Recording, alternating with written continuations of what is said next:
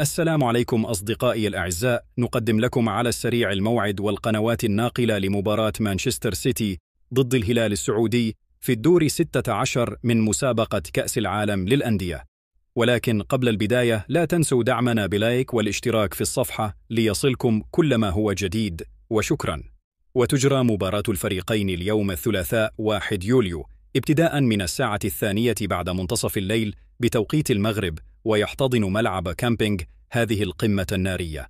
وتنقل المباراة مباشرة على تطبيق قنوات دازون الناقل الحصري لبطولة كأس العالم للأندية وقنوات MBC.